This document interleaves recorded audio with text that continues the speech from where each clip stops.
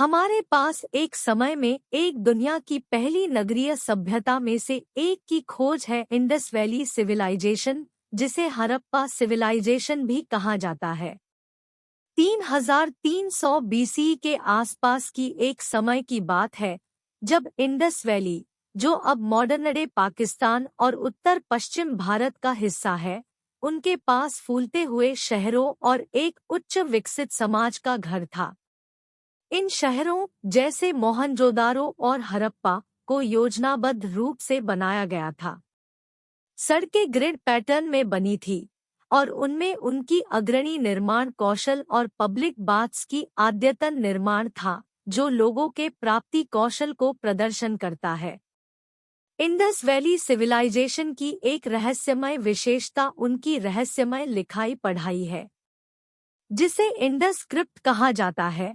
यह आज तक असमझे जाते हैं, हमें अद्भुत मोहरों और आर्टिफैक्ट्स पर प्रतीकों की एक रहस्यमय पहेली के साथ छोड़ गया है। कृषि इनकी अर्थव्यवस्था की मूल आधार थी। वे गेहूं, जौ और विभिन्न सब्जियों जैसी फसलें उगाते थे और उनके व्यापारिक नेटवर्क मेसोपोटामिया और ओमान तक फैलता था। वे पॉटरी, कपड़े और संभावना मेटल्स जैसे सामान का व्यापार करते थे, जिससे उन्होंने प्राचीन व्यापारिक मार्गों में सक्रिय भूमिका निभाई।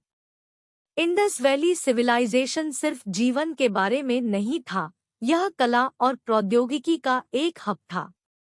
उन्होंने जटिल पॉटरी, खूबसूरत आभूषण और मूर्तियों का निर्माण किया। वे धातुर्ज्ञान में भी कुशल थे, अपने औजारों और आभूषणों के लिए कॉपर और ब्रॉन्ज का उपयोग करते थे। इस सभ्यता में क्या क्यों इस सभ्यता की हानि की वजह है, इसके बारे में इतिहासकारों के बीच बहस का विषय है। पर्यावरण में परिवर्तन, जैसे कि इंडस नदी के मार्ग में बदलाव और संभावित संघर्षों या आक्रमणों के संकेत है। फिर भी इंडस वैली सिविलाइजेशन का विरासत बरकरार है।